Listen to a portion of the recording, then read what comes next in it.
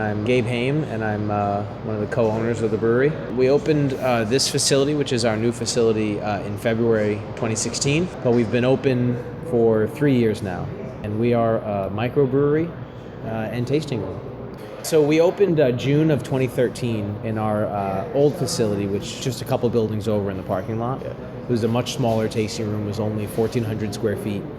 The cool part about the new brewery, I'll say, our current location, is that the bigger the equipment, the more technologically advanced it is. And we bought new equipment, so it has the newest technology. So once you learn the brewing process, this stuff is actually easier than our old system, which was smaller. It was relatively manual. This stuff is very automated, and even though it's requiring someone to manage it and make sure the process is going right, when you mash in and mix the grain with the water, it's done with a system of rakes that mix it all together. You're not mixing it hand with a shovel because it's 1,000 pounds of grain.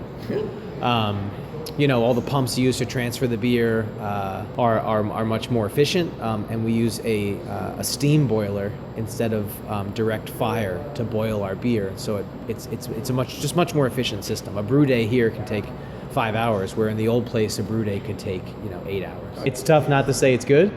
We like it. We make a lot of different styles. Right now there's 11 styles on tap, and something to appeal to any drinker.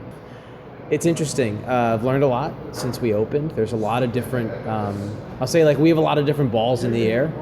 You have to juggle basically a bar. So that's one aspect of the business, and you have those things that come with that business, right? Bar clients, people drinking, bartenders, and all the laws that go along with that.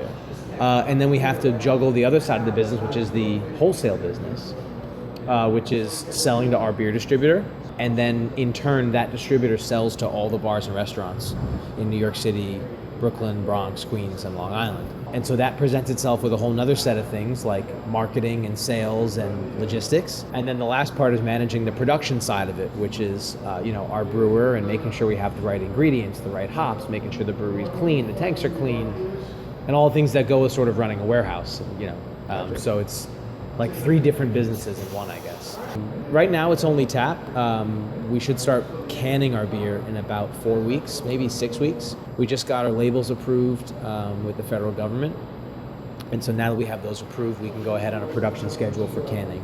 So the cool part about canning is that it opens you up to a whole nother set of customers. You can sell to grocery stores, 7-Elevens, beer distributors that don't have tap beer, and then bars and restaurants that don't have taps, like Wild Honey here in Seacliff. They don't have a tap system. In Oyster Bay. They don't have a tap system, and so they would love to carry our beer, but they don't have taps. So the cans allow us to go into places that don't have taps. So the 3 labels we have approved are the IPA, the Honey, and the Barn Rocker.